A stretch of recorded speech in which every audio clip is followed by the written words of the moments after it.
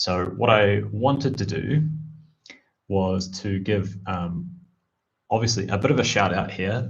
So people have probably seen, but there is a new profile image for Campaign at Length, and this was done by Thomas Heitler. And I found Thomas's artwork when I think it might have been Raphael actually who suggested managing the expendables, or someone else, not sure. I forget who recommends me stuff. I have so many, but yeah, he's done some really great work, and I really like his style. And I've put these links in the description below, but I can of course show some of these too. So here's an itch page for Thomas, and he contributed the art along with some other collaborators as well. So in the Discord community, I'm pretty sure there was Windblown Vagrant contributed a lot of the writing, if I'm correct, and then Thomas with the art, and then I'm not too sure, but maybe even like Lazarus, also part of the community, was involved in this as well. And just some really cool, fantastic art. I really love the style. So where's another one? So probably one of my, yep, so it should be, I can do that anyway. So it won't be on the Discord, but it's in the description of the live stream. Oh yeah, you found it, okay. So yeah, I've told him before that this is probably one of my most favorite pieces of his art. It's all good, trend. And yeah, just having this guy who's a bit like tired and fed up, and then you have all these you know, people screaming and getting attacked and things like this. I'm not too sure how easily that comes across, but yeah, and just wonderful detail, and has a really great style. So yeah, he contributed the art to that, and I commissioned him to do a profile picture for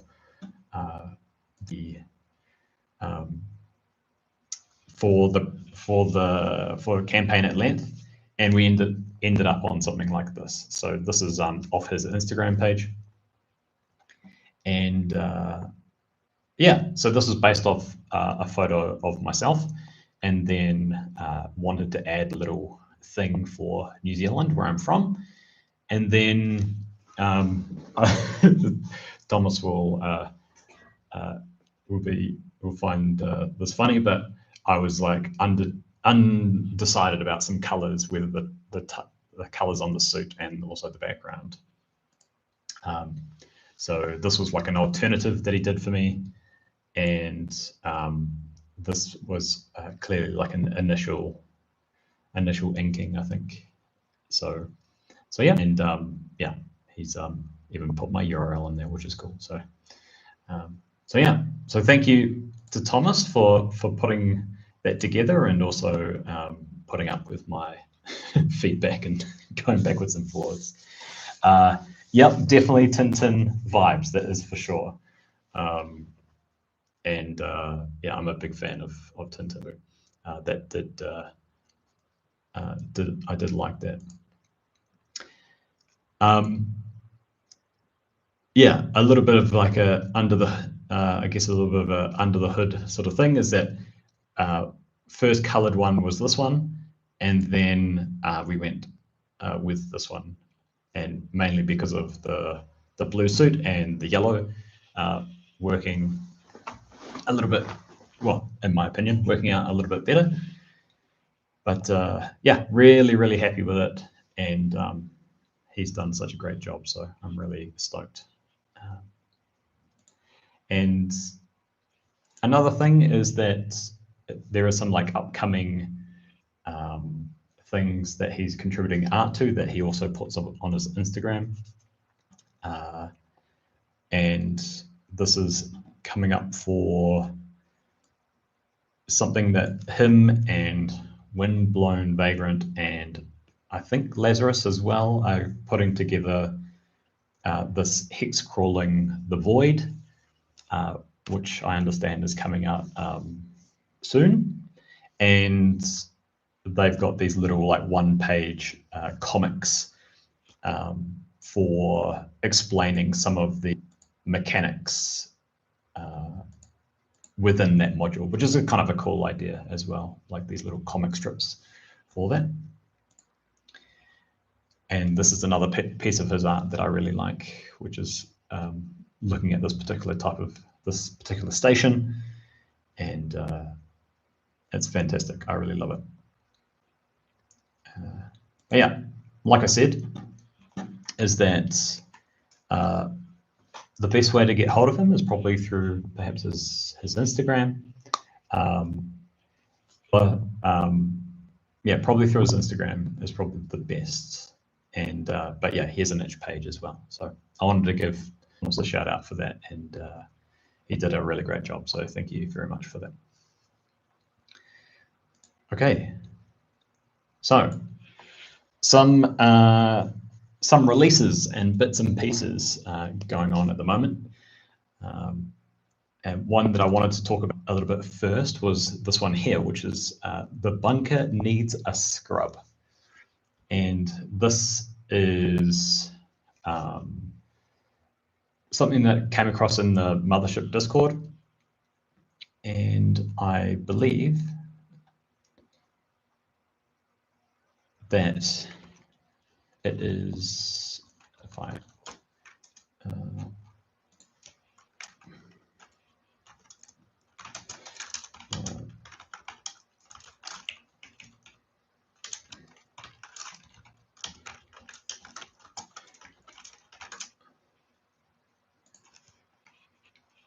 so this is the one here. So it's a 2-page brochure adventure, and the blurb is that Mrs. Halia Linko's moon bunker has suffered a terrible fate. An uninvited alien centipede terrorized birthday party guests with acid spit, claiming 5 victims before being shot.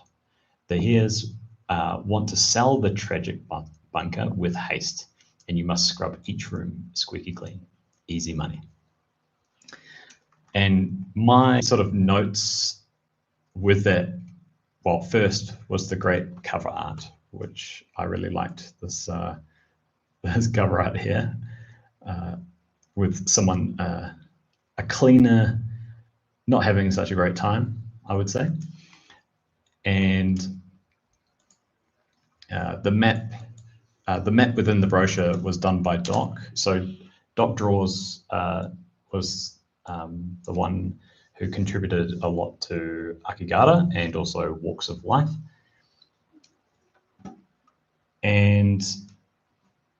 But the one who produced it is Double Monk. And so this has recently gone on to the Tuesday Night Games store and released, it was released like last year, I think. And he has produced a few others, but another one that I've seen around and I've seen recommended a few times is this Tesseract one, which has this kind of fun hook, which is your ship passes a massive metallic cube. After a moment, your ship passes a massive metallic cube, and so it like this sort of like this revolving thing, this thing that keeps coming back. So for this bunker needs a scrub, I thought that this could be a fun one-shot with this cleaning theme. And the only other one that I'd really seen with like explicit cleaning theme was the cleaning of Prison Echo. And my first thought for this was that it could be a fun side mission if your campaign is stopping at maybe an A-class or S-class port, or wherever you could encounter someone who would have a bunker like this. And it could be fun just as a one-off side session, especially if you're if your crew members are people who are just desperate to find some work. So this could be quite a fun little a fun module to put in place there. So that is this bunker needs a scrub. The other one that I came across also from the Mothership Discord was one called Androids Unleashed.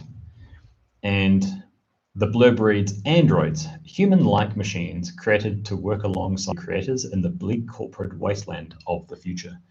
These synthetic humanoids are pushed to the brink by the rigors of the void, forced into compliance with company orders, downtrodden, and ready to unleash their full potential. So this was done by Joshua Kramer, and he's done quite a few things that I've come across, read. I think I do have a couple of these adventures as well, these two down here. So they're worth checking out. And got some art by Learn Noise, and I think they have done the art for quite a few things. I remember their name popping up. So my notes here are that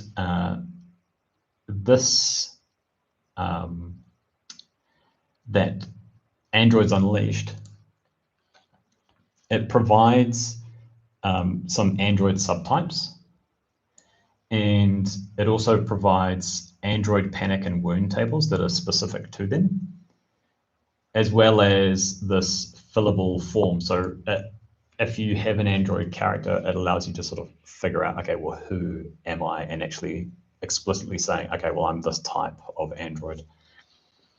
But I think my favorite part of it is this role-playing advice. So of course, when you are getting the Android class by itself, often, yeah, exactly, is that, you know, it's like, what kind of Android are you? And you can even see here, like he's divided up a few different types, and also thinking about, and it shows how that Android might react to different, well, being exposed to different environmental effects, as well as different effects that may affect like their human crew member colleagues. So I really like it. It's kind of cool. It's just a pamphlet here as well.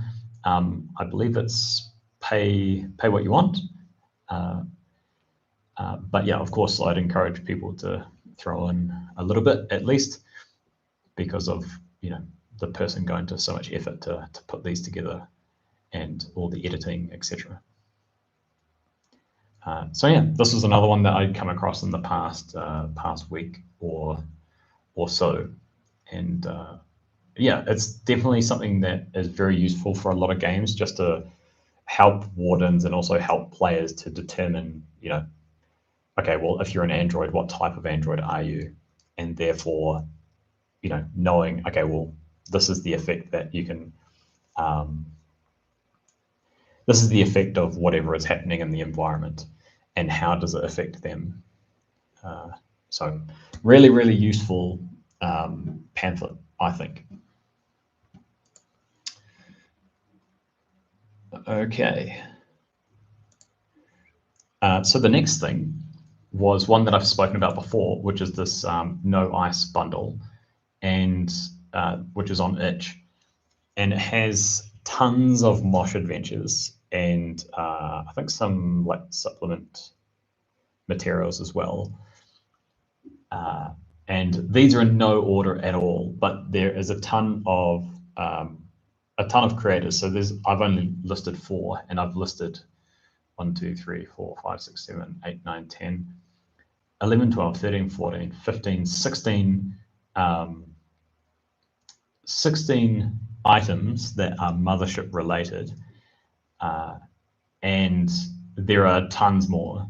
And yeah, it's only $10 US. So if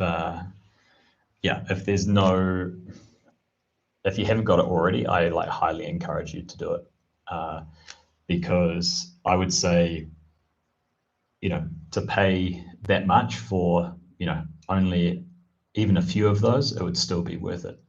And so there are some great like sandbox adventures in here too. So Desert Moon of Karth and also Tide World of Mani are like quite well known.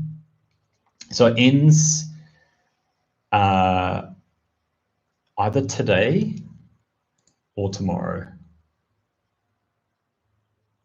So yeah, ends in 21 hours. So yeah, so that's good to know. But there are tons of other stuff in here as well.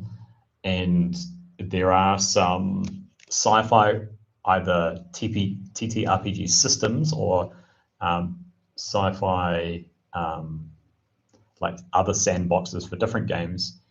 And they have some great tables in there. Ones that I've mentioned on, I think, previous streams as well. But this is, yeah, kind of like a last chance for this, I would say. And so I highly encourage you to have a look in there and see what you can find as well. And then one that I only sort of came across, in the last few hours actually, was that Drive-Thru RPG has their GM's Day sale.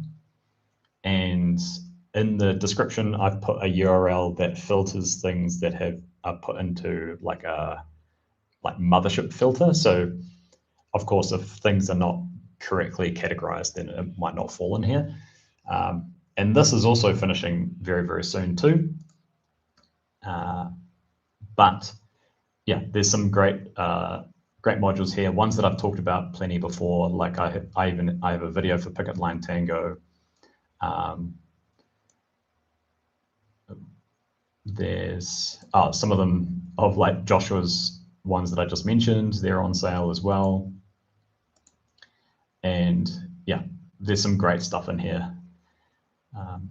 So I encourage you to have a look around, see if there's something that you're interested in, to see if there's something that you would like to run.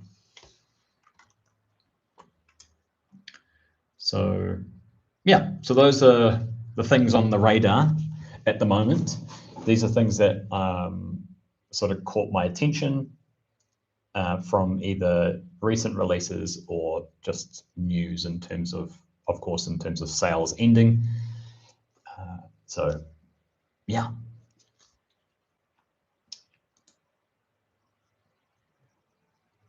G'day, Peter. Yeah. So Archiver is part of that ICE bundle, which is fantastic. So going on to this comms chatter section. So this is a little bit I wanted to include about the Campaign at Length community. So in the description, if you don't know already, we do have a Discord community. At the moment, I think we're up to around 24 members now, which is great. And we are currently holding a bit of a vote for what people would find valuable within that community. And if you would like to become a member, you're more than welcome. And also to vote on that, which you'll find in the announcements, to find, well, basically to show what would be most valuable to you. And at the moment, a lot of people are quite keen on like this learning aspect. And yeah, I'm hoping to put together some events and things like that would hopefully provide that, as well as, of course, like a space for people to ask questions as well. And as a sort of a fun sort of onboarding thing is that I've got this question, which is what do you do in space? And the answers here correspond to the campaign frames, which are in the Mothership Warden operations manual. And at the moment, we have a lot of corporate inspectors, so I'm not too sure how that's happened, and I'm a little bit suspicious of that. Yes, there is a way that you can change. You can go, I think you should be able to go on the top left to channels and roles and then click that and then change your option. So for whatever reason, if you've stopped being a corporate inspector and you want to change it, then, you should be able to do that. And let me know if you can't, and I'll figure out a way to or like make sure that that's an option, but you should be able to. So yeah, lots of corporate inspectors, a few explorers, a few space truckers at the end. We don't have any private mercenaries or hyperspace raiders, and we have a dog of war. So yeah, say what you will about that, about the current demographics. And of course, it can be, you can change it however many times that you want. And I think it's just a just a fun thing to do. And yeah, Strand agrees with me. The number of corporate inspectors is suspicious for sure. All right, so that was a bit of a wrap up for the community. So the main thing that I wanted to talk about today was around a campaign that I've been putting together recently. I was having a chat with Windblown Vagrant, and I was showing him some of the stuff, and he encouraged me to put this on stream. So yeah, hopefully it is useful to you guys as well. So what I'll first is some resources that I used and will still use during the campaign, as well as a little bit about like how I populated the sector. So I've created a sector from scratch in terms of like how many systems and things like that that are in there. But some essential, I found essential reading were these modules here. So the first one is Not Scoundrels. And I've probably talked about this before, but Not Enough Scoundrels is a great, I think it's about 40 pages of a supplement. And this is by Chris Eriu, or you can find him at Chris Air on itch. And within here, you can find a lot of different factions, as per with a lot of supplements that include factions. You can see the relationships between them. G'day, Ping. So those are really, really, really great. There's some really cool art here. So there's some within the supplement. There are some like major NPCs which you can use if you want, but you don't have to. And they come with some great illustrations. I should actually look who did the illustrations. So we've got Lurnoise did the cover and NPC art, so that must have been them. And then one of my favorite things was this D100 Scoundrels. And this is a massive table of scoundrel NPCs that have a couple of sentences against their name that gives them, I think, descriptive, like a physical description usually, as well as like a bit of a description about their behavior as well. Yep, cool. Thank you, Sam. I'll add that. So this was really fantastic, this D100 Scoundrels table. And this is an example of one of the ships. So within within the supplement, there's some ships here. I think there's 6 or 7, maybe more. And they come with actual like ship statistics as well, and gives you enough information about like, how would the ship travel? What are some like quirks of the ship as well? And it also gives you, a deck plan. And yeah, these are really, really great. There you go, 8 ships.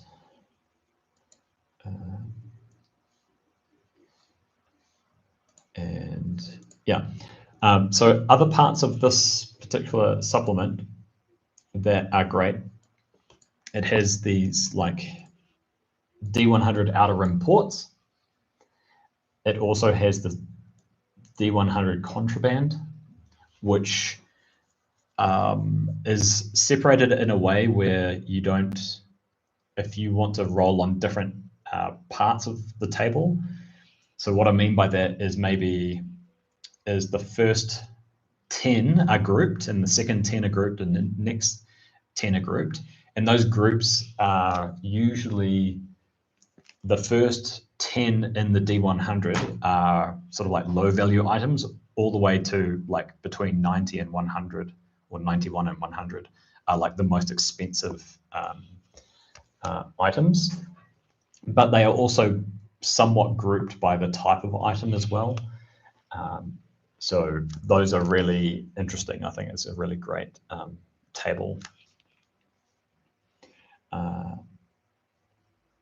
And then we talked about factions. There is a space crawl procedure in here. One thing that isn't mentioned in here, but I don't think so. Oh, it's kind of related to this particular faction here, this Outer Rim Runners organization. For this particular faction, it has a game mechanic for what are called like unlabeled shipments. And these unlabeled shipments, they work in a particular way. And what you can do is you can roll and generate who is trying to send the package, who is receiving the package. You can roll on the contraband table to know what the contraband is.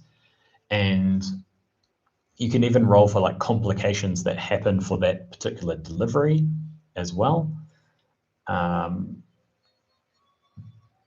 there is like a procedure for that, for making or generating those jobs. And I think that's really, really great. And I haven't seen that really in many other places. So yeah, so this is a really great module. Do I have any other things? Oh yeah, so it does have a campaign setting as well. So if you wanted to just play a campaign about space truckers or like a similar theme, then you could definitely do that. MP, I forgot to add this here with the descriptions.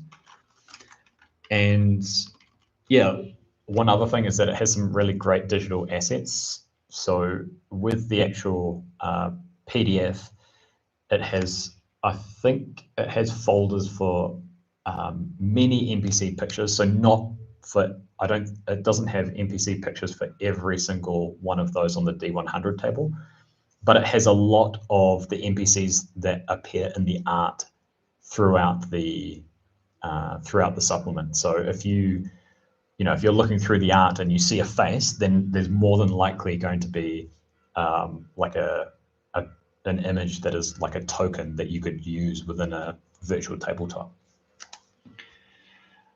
So that's not enough scoundrels. So that would be, I would say, the thing that has helped me the most in terms of gameplay anyway.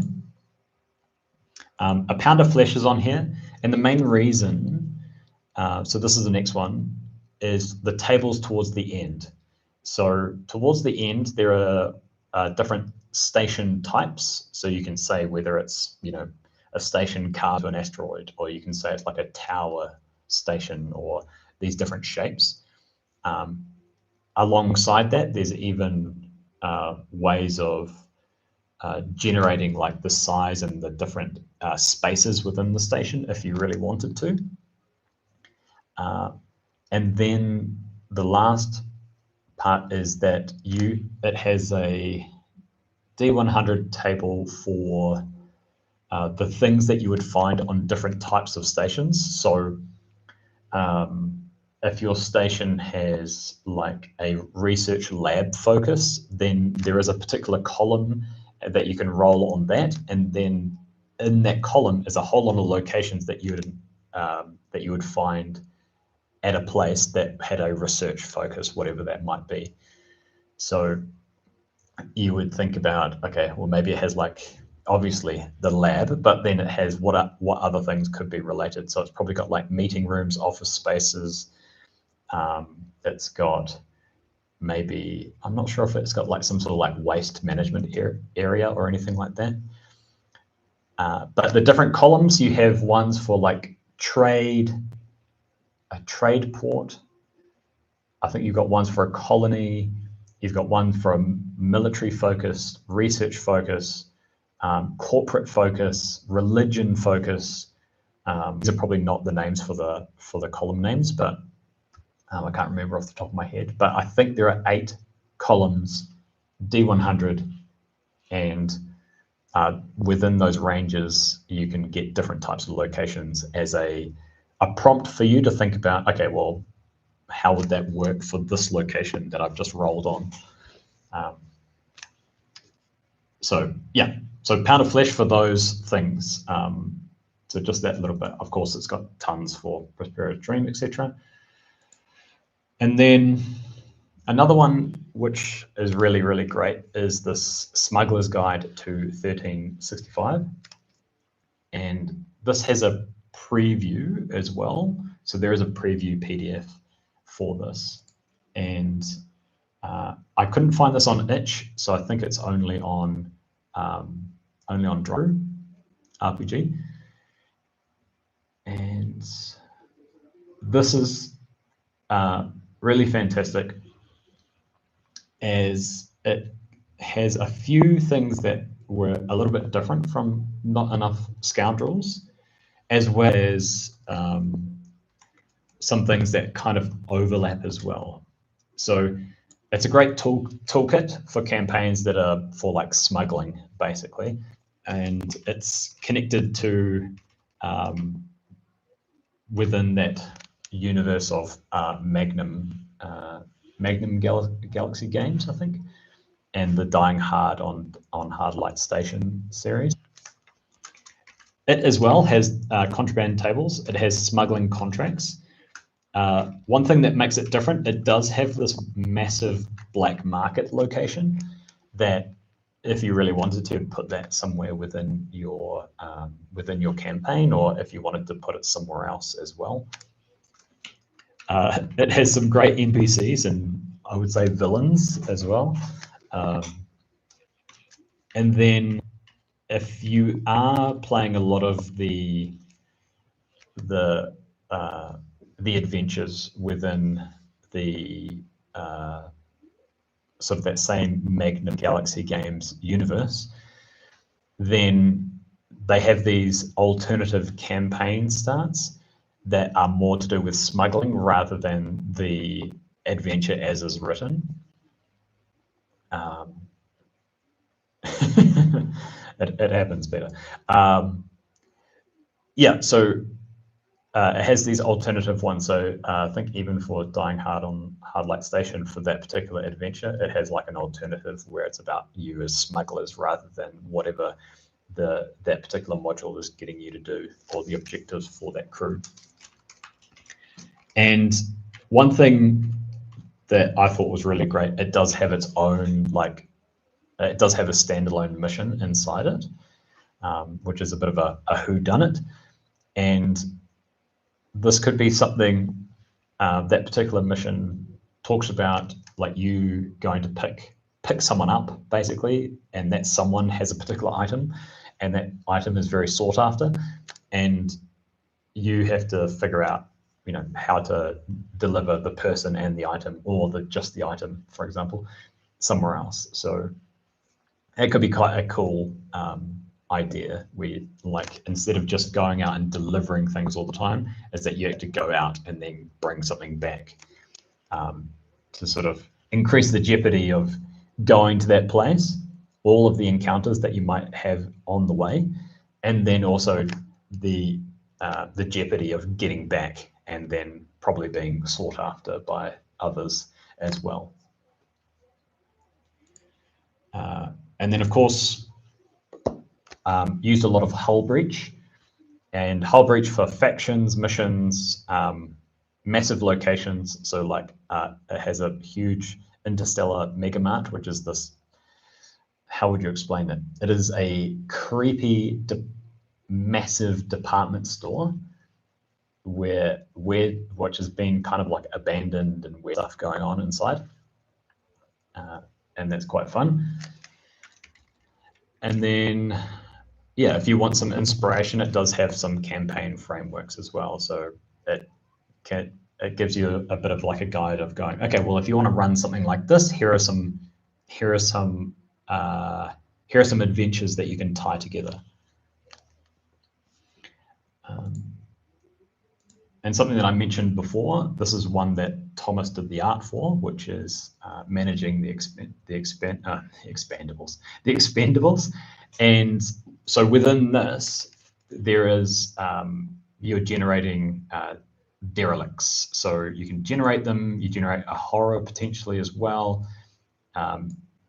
If the ship has an AI, and it allows you some tools for how does that work. Of course, it has like a scavenged items table. So if you go to search the body, then, you know, depending on who they are, then it's got a table for the sorts of things that they might have on them. And then there's some derelict crawls here as well. But that's not all. Like, there is tons in here. There's so much stuff in there. So yeah, so that's this one. Managing the expendables, which Thomas did the art for. And then one that I wish that I had was this one here, which is this planet generator. And this is done by Lazarus. So Lazarus is in the community as well. And it is just a planet generator that allows you to get some notable features about a planet, gives you a name, gives you some planet quirks if you want to use them. It also gives you a disaster, which I thought was quite fun. And so if you just really want some key information that you could easily just pull into your game, then this planet generator, which is just on it in browser, and it's just easy to generate. And also you can save it, and I think it gives you like a text.txt with some information, so then you can just copy and paste it somewhere else if you wish. So yeah, but yeah, it's worth checking out Lazarus's work. He has some interesting stuff in here, and some adventures that he's contributed to, and also some like tokens, some VTT stuff. And I first came across his stuff when I saw, oh, he's got some ships in here too. I think I first came across his stuff, this one here. So for Moonbase Blues, for that particular module, these maps are extremely popular. They have some like simple maps like this, but also great maps for like the VTTs, I should say, that you can just run your tokens on top of. And I think well, for me personally, I really enjoyed it. People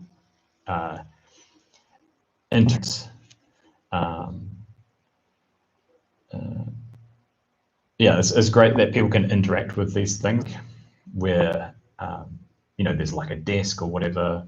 They can sort of assume that it's some sort of like security desk or security terminal. But yeah, I mean, yeah, Peter, if you want to, I'm sure he would be open to talking about that for sure.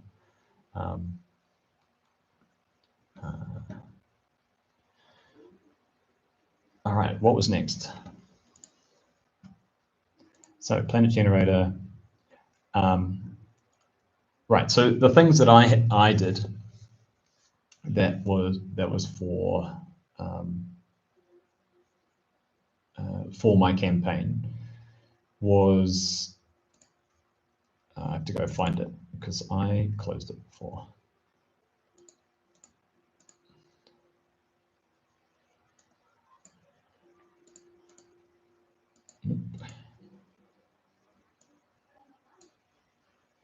So I ended up creating a hex map like this. And before deciding anything about, you know, which faction is which, who, which faction is which color and anything like that, all I did was decide, okay, this is just like a coordinate set, and first populated like which coordinates actually had systems. So it's very much just like a map, cartographic map. And then, so for each column, I just decided whether they had like 3 or 4 systems, I think. And each dot in a hex means that there is a system there. Each hex without a dot means that there is no system there.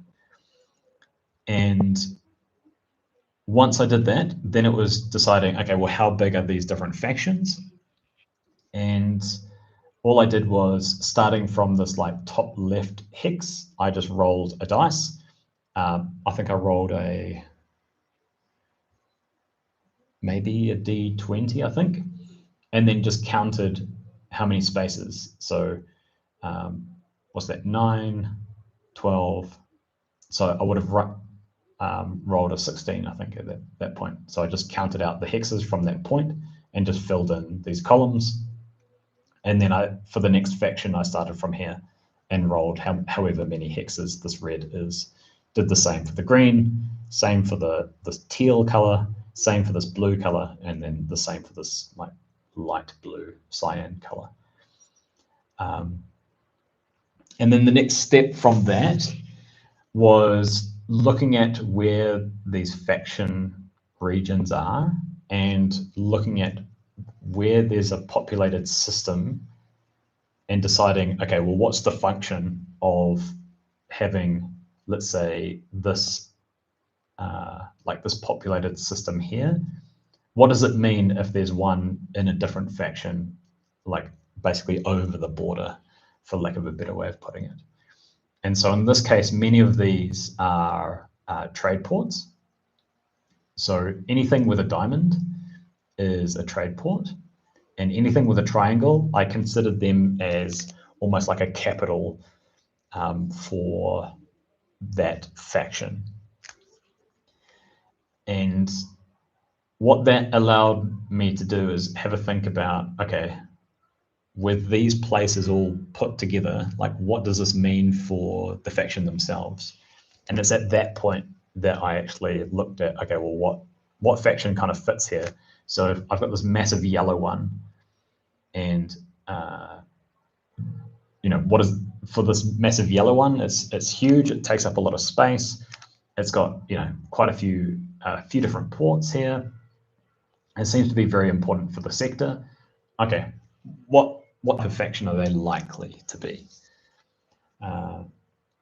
And also, for the systems that are populated but they're not on the edge, like these ones here, like 0103 or 0102, is deciding, okay, well, what type of, what class of port are they? And for many of them that are sort of on the edge of them, a lot of them ended up being C or B class ports. And then these ones that were trade ports, they were either usually A or B. And then ones that were kind of near the capital and near a trade port, I often either put as like an X class port or an S class port, so that there's a bit of like variety of all of these different ports. And these ports are the same as what you can do in the player's survival guide. So I had to make a decision if one is a station or one is a colony, but I just used that, those sort of like requirements or criteria in my head about, okay, it's this type of port. This type of port is a colony, and I find in that kind of colony. So as far as I sort of thought about was for like a C-class port, really out of the way, refueling stations, maybe forward military posts, and it's a frontier settlement. And from that, then that determined what you could find there. And to give you an idea of what that looks like,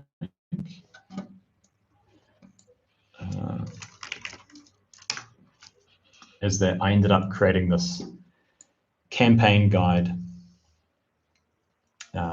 for the players. And lagging. And this is the front cover to the guide.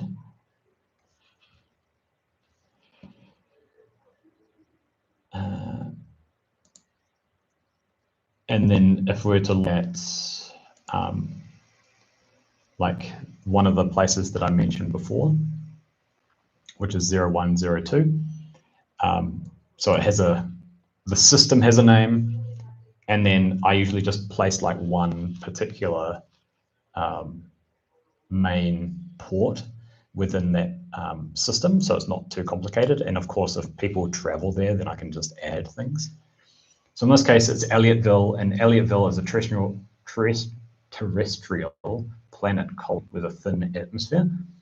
And then I just use those pound of flesh rolls from the tables and matched it up with, okay, well, it's a C-class port. There's not a lot really going on here. It has like, things that buy. It has like a bit of a spin to this particular faction. So there's this business and professional bureau here. And then it has a little bit of accommodation and not much else. Whereas the capital for that particular faction, so this is in the yellow, is that it's like this massive station and has tons of different things in here. And it's, got this arcade, it's got, things to expect, like this chop shop, service station, antiques, services, a beauty and variety counter. It has it has like a newspaper or something of the like. Also has food and things like this. And then if you go over to a different faction, then it's very, very different. You have like finances, droids, casino, hall, all sorts of different things. So and all these locations came out of either suggestions off that pound of flesh table, as well as I took inspiration off something that was produced in the 1940s, 1950s, and 60s, I think, in the United States, which was called the Green Book. And that Green Book was for African American people for like safe travel and things like that through the United States. And that particular book is like available online in like, I think it's like the New York Public Library. It's all digitized. And fortunately, it has about 100 pages. And so I was just rolling D100 for the page for that particular location. And then I just looked through those things and came out with some ideas about, the names for different places.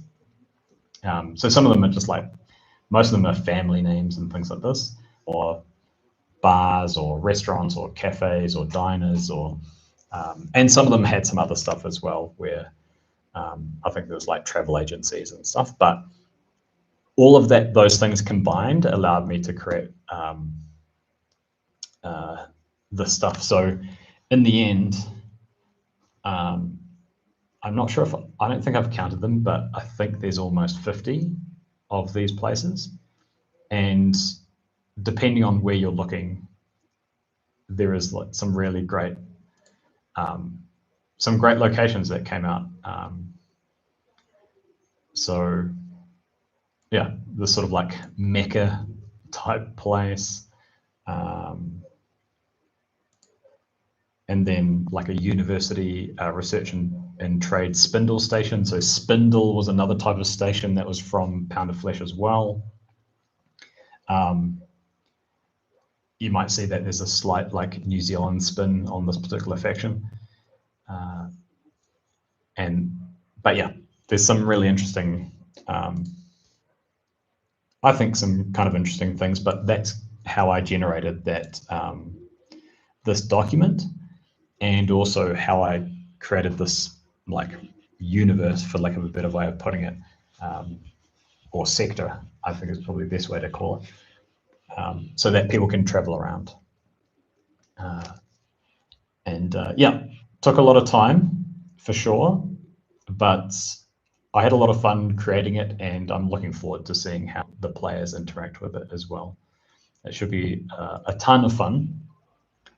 And but yeah, that was basically my workflow, from hex map to deciding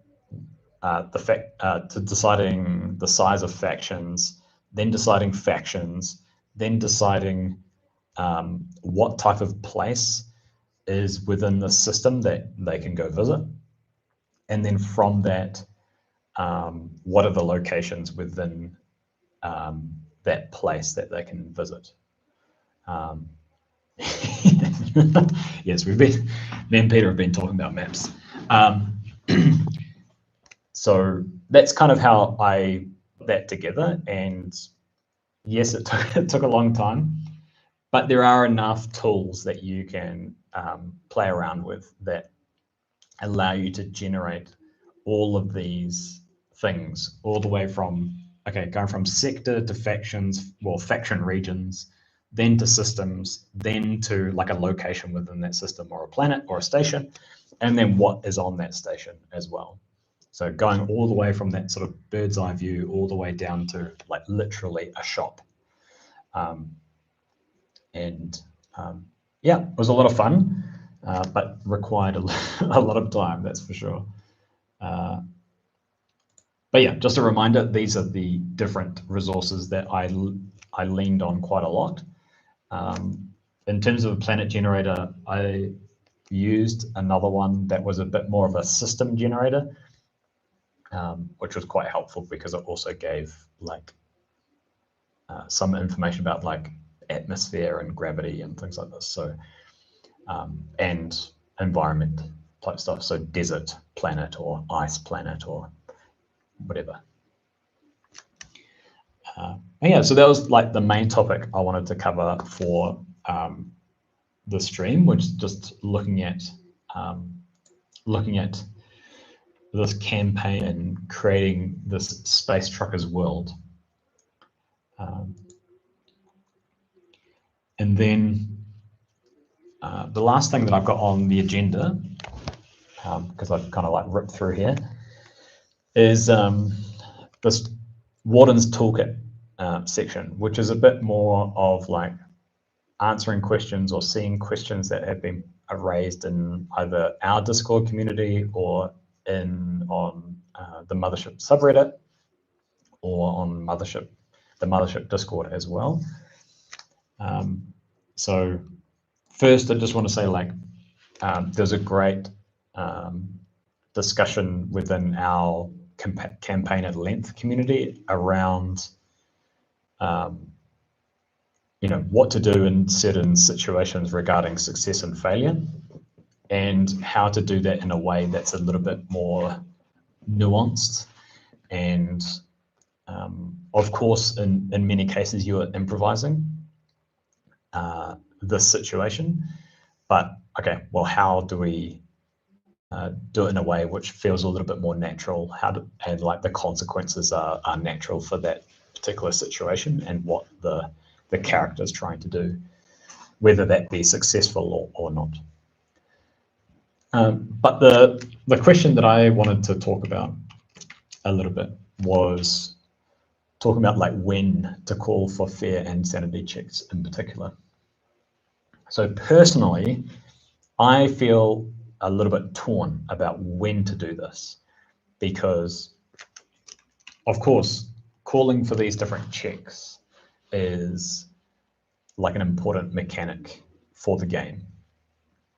And Mothership basically runs on, characters becoming more and more stressed.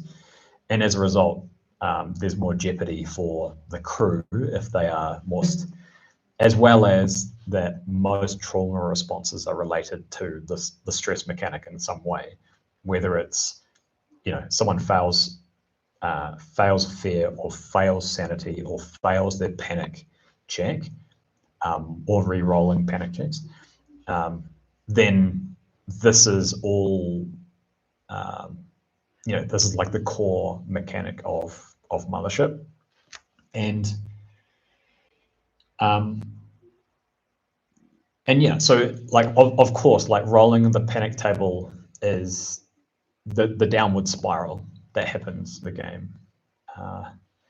So of course it's like essential to the game. It's important for the game. It's important that, the jeopardy comes in, bad things happen, we'll go crazy, things like this. It's, that mental side of Mothership, rather than just like the physical consequences for characters. And then the other side, so the important thing there is, okay, as a warden, do I just call it out and say, okay, you must do a sanity check here? Or do I sort of allow for a little bit more character agency? So in my mind, I've described the situation, and should it be up to me as warden to tell the person like, okay, well, your character does a sanity check here? Or should the player decide, okay, because I'm the one controlling this character, I should decide whether I should be rolling for a stress mechanic? So like the situation that I think about the most is like a Marine that's seen combat, that's part of their backstory, and they see a dead body that has been, maybe not like completely, hasn't been obviously murdered or killed by something crazy like anything like some sort of like space horror. But if it has been shot, or it's not clear about what has happened, does the Marine really roll fear for that or not, just because of their backstory? However, I would say that other classes probably would in that scenario. And so I find it really great when you have players that are very aware of, what they embody their character a lot more, and it allows them to go, okay, well, they voluntarily do this. That makes sense for them to be more fearful in this situation. It makes sense for them to maybe, check if they're still sane on viewing this, because maybe it's something so foreign to them. But I realize that also comes with players that are more experienced, that, okay, this is something I should keep an eye out for, and that's something that I should be aware of, going, okay, well, yes, I think so in this situation. However, on the other side of that, if you are sort of going, okay, well, character agency, you can, do whatever, but I always think, well, maybe are players kind of cheesing the system a little bit? And what I mean by that is, trying to avoid gaining stress so that there's a better outcome for their player or character down the line, because if they don't even roll for fear, for example, they can't fail their roll, and therefore they can't roll panic. So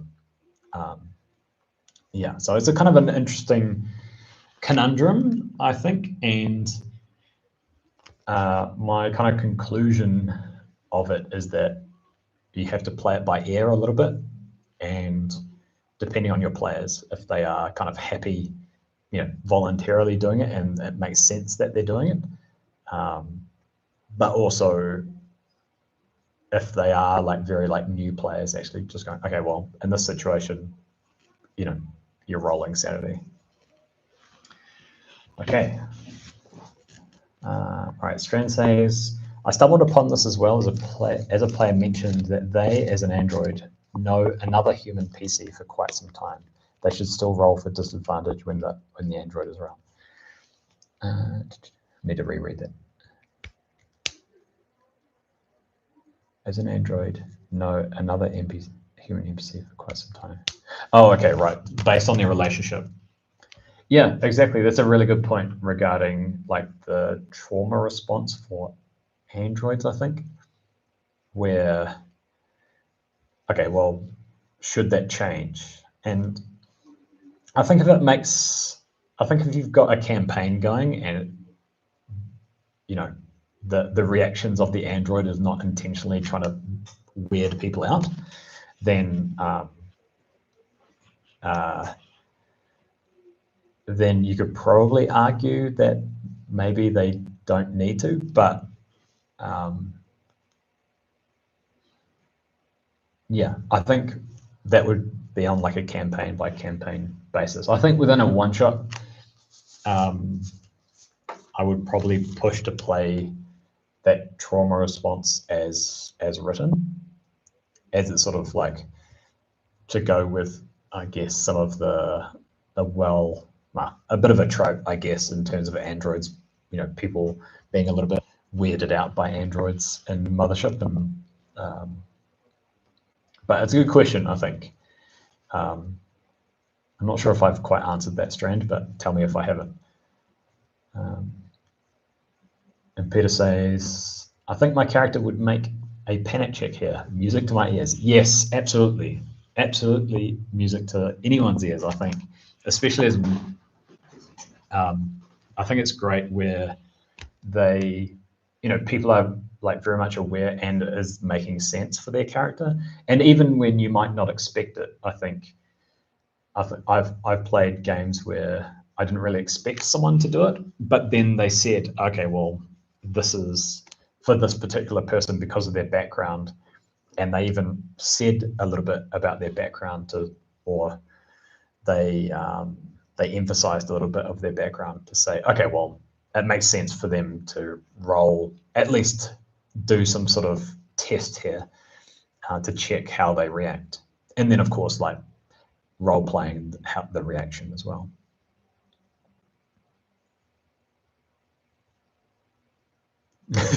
Sure. Yeah, I would go with that too, Strand.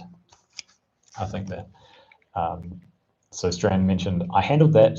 They still roll with a disadvantage because it's not an everyday situation and seeing your android friend not reacting at all to an exploding body, which should still be unnerving. Yeah, absolutely. Absolutely. And another thing that actually came up with the game that we had that Sam was playing, we had a situation where Sam's character rolled as part of like the game mechanic. So there was a particular game mechanic in Akigata that forces people to roll sanity, and he passed. And this sort of goes back to the success failure discussion that I was talking about before. And it was really cool. Like, I really love when people like role play the result. And Sam did this brilliantly, where he succeeded, so didn't take on stress, etc. And then described like how his character reacted. Like, I can't remember exactly. Did you fail? Maybe we're talking about. I'm not sure. I think I'm remembering one where you felt like relieved that there was no effect. So it might be fudging dice. Yeah. So the reason why I bring it up is because I'll have to re-look at what I wrote in the Discord, but it was for a particular one where that's. Oh no, you did fail. That's right. So as part of Akigata, you make this roll and then something happens, like if you fail, and then for the circumstances that Sam's character was in, is that because of the environment, I'm trying to keep this as spoiler free, because of the environment, it meant that this thing did not happen, even though he failed. And even though he failed his dice roll, but the environment stopped this particular thing happening, is that he felt like relieved that what had happened to him previously didn't happen to him, and as a result felt like a little bit more emboldened and relieved, and had a little bit more power over his own actions and things like that. So as a result, I thought it was such a great description and a great reaction that I just went, okay, well, you reduce one stress as a result. So yeah, talking about this now, like being a failure and then giving you back stress is kind of an interesting thing, but I thought it fit quite well, and it was a great moment within that game as well. So that was very, very cool. So I really wanted to talk about that particular part around like the character agency versus like forcing people to do roles.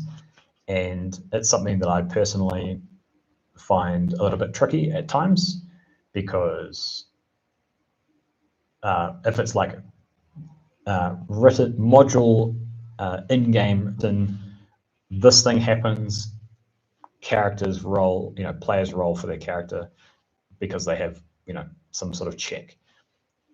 I find that fine, but when it's, environmental situation, or like they come across a body or a horror or an enemy or whatever, then I'm a little bit reluctant to be like, okay, you must you must now roll for this.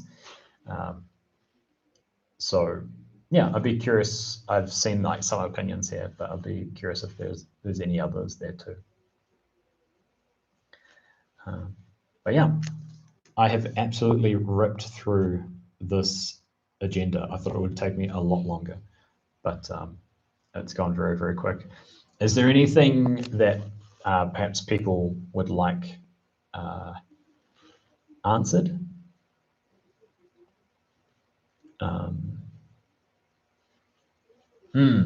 That's a good point. Yeah. So Sam raises, I think this is the worst day of your life idea, which is associated with Mothership and characters playing and things like this, informs a lot regarding whether to force roles or not. Yeah, I think if you're playing like sort of like default classes, default characters, and it's like a teamster who usually does maintenance on a particular place, and then they have to, they're faced with a space horror, then it's like, oh, okay, well, they would be rolling. However, like if people have like some sort of background where they are more comfortable with these things that can go on in space, and like you said, if it's, maybe it's not quite their worst day of their life, it's not a great one, but it's probably not their worst. So yeah, I find that a little bit tricky to do.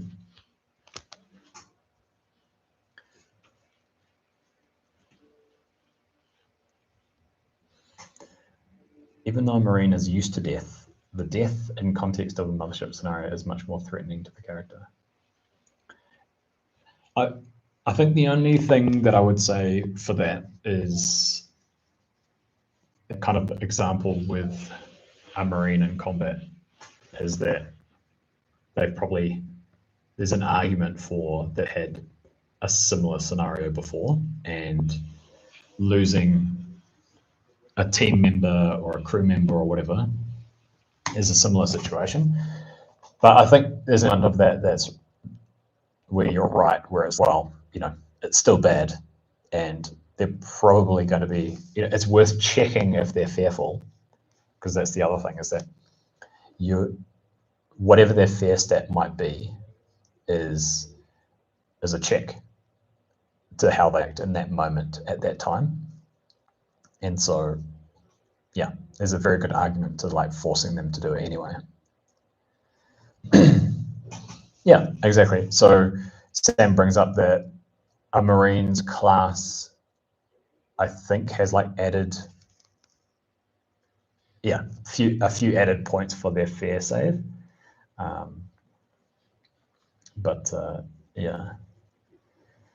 And so as a result, they should fail their fear saves less as a result. So yeah, that's kind of like built into the system too.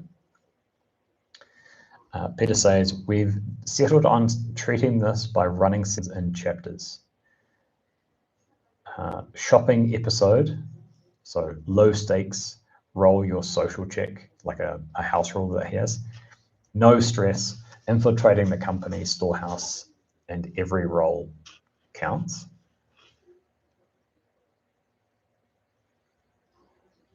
Oh, okay, sorry, there's like two parts there. So there's like a shopping episode, low stakes, rolling your social check, no stress.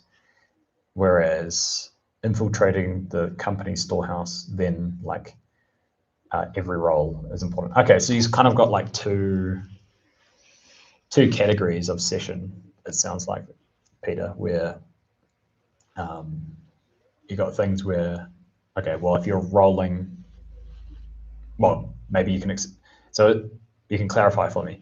So in the shopping episodes, are they like, they know that they're rolling less because of the nature of the session, whereas in other sessions, they can expect to be prompted to roll more, or are you prompting them to roll more, or are they just rolling every so often? Like, sorry, not rolling every so often. Are they rolling voluntarily in that situation?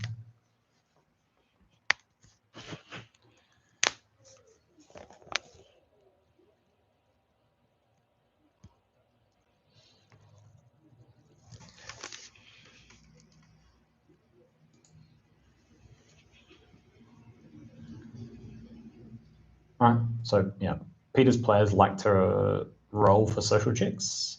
So when it's low stakes, I don't ask for stress rolls, right? Okay, right, true. So you're just like resolving social situations where like you're not sure what will happen. Yeah, and if they're trying to get in somewhere where they shouldn't be, then that's potentially you're doing some sort of like check here, and therefore, if a fail, then stress will go up. Oh, okay, right. So you kind of got these different parts of a session. Okay, I see. All good.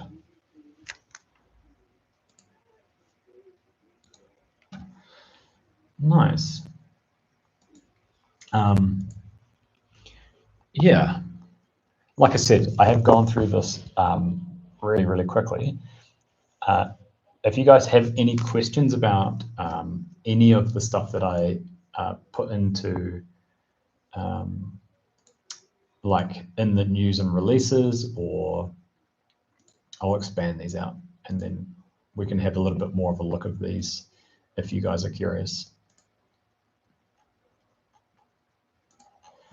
So as a reminder, we had a shout out for Thomas Heitland, who did the new art for the campaign at length profile image, which is really cool. I'm really happy how that turned out. And then we've got we had the radar section, which had a couple of recent releases, including this Androids Unleashed section as well. And then a couple of things that are actually finishing very, very soon, which is this No Ice bundle, which has tons of stuff in it, as well as this big GM's Day sale on Drive-Thru RPG. Yeah, which I'm going to have a look at after stream, I think, see if there's anything that I shouldn't buy, but I will. Then a little bit more about the Campaign at Length community.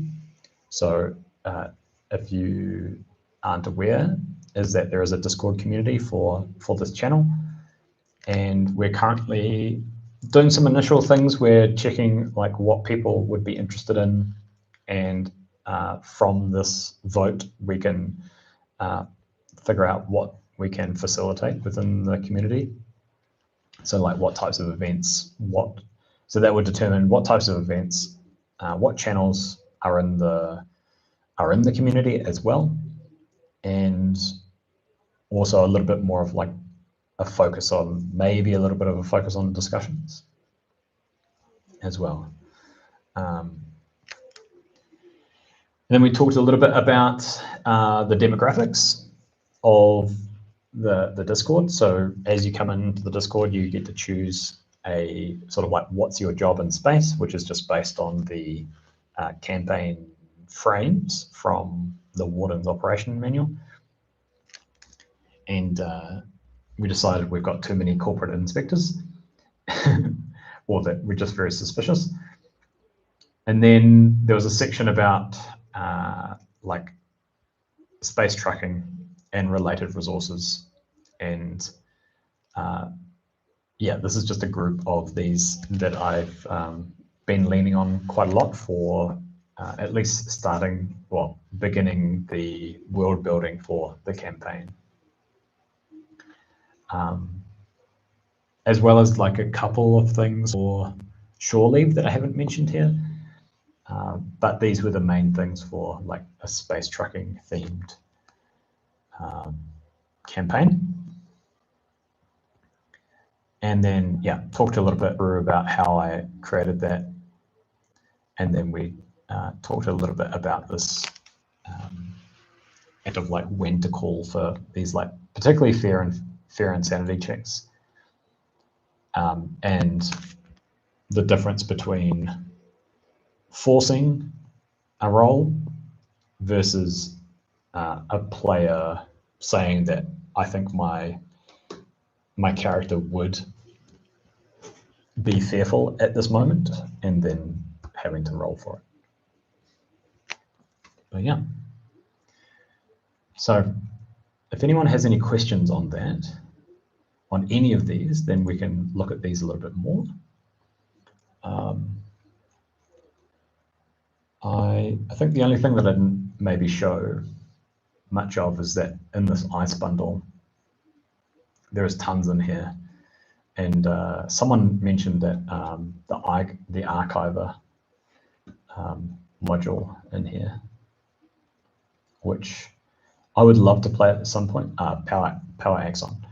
I would love to play at some point, but yeah, looking at this, I'm not sure if I would personally run it, but it'd be great. And then a couple of other things that were kind of interesting was this Sorry to Bother You, which was some fully fledged NPCs, as well as there's these sci-fi character portraits, which are done by the artist who did the profile pictures of characters within the Mothership companion app. So you'll find some of those same images in there, as well as many more, but they are of the same style. And so a lot of them are quite fun because the companion app has about 30 pictures at a guess, whereas I think this portraits, I think it has over like, over like 100 and maybe over 120, something like that. So that might be worth having a look there too if you're looking for maybe portrait pictures for a character and you want to use something that it's not just like a random photo, but you want it sort of mothership companion app styled, then those are brilliant for that. As well as, I think they've done it in different filters. So you have the one just black and white, and then there's ones that looks like a VRT screen, and another one that's, I can't remember. I can't remember if it's like I don't think they're colored, but they might just like have a color filter over the top, and they're really worth checking out as well. Yeah. So today might be a bit of a short one, as I don't think we've got too many outstanding questions here. But I think my feedback on these live streams is that I always think that I have too much to talk about, but then I have always got like a ton of time kind of like left over to talk about. So unless there's any other questions or bits and pieces, then I will let you guys get back to your day. But more than happy to field any questions. Also, feedback on today. So if there's anything that you want to see more of, like if you want to see more of particular sections here,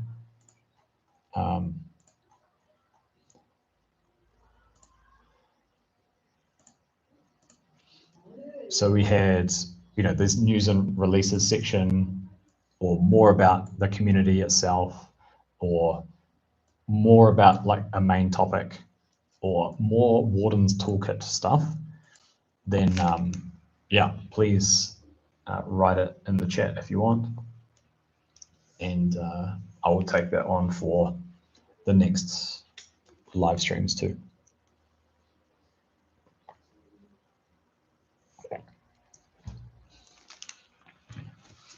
A link to the bundle. There should be one in the, I'm assuming you're talking about the no ice one. I haven't looked at hundreds, but I should.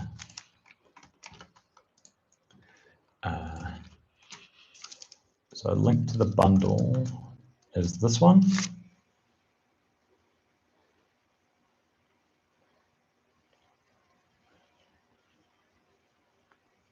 Yeah.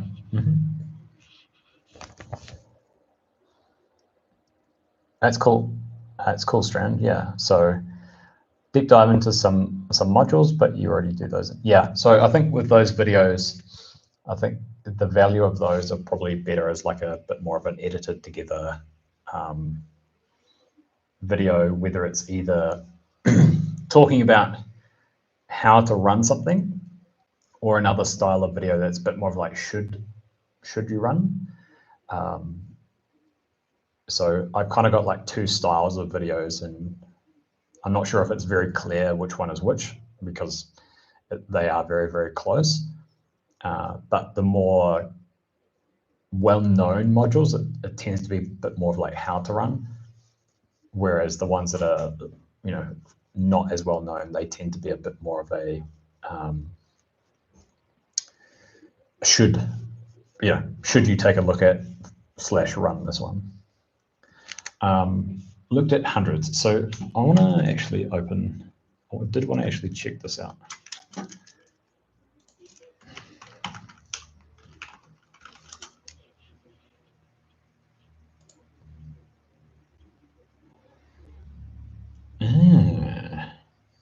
I have not come across this.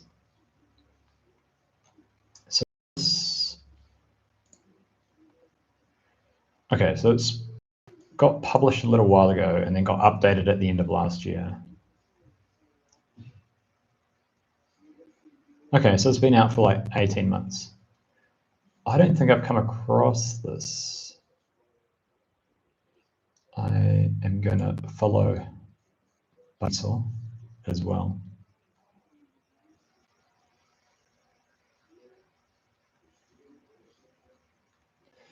Right, okay, very cool. Okay, yeah, so he's done these, this is kind of cool. I'm not too sure if people have come across this on it before, but these types of items or these types of publications are quite cool, where as people buy more of them, then the author adds more tables, which is a very cool idea. And so I'm not too sure if it, I don't know.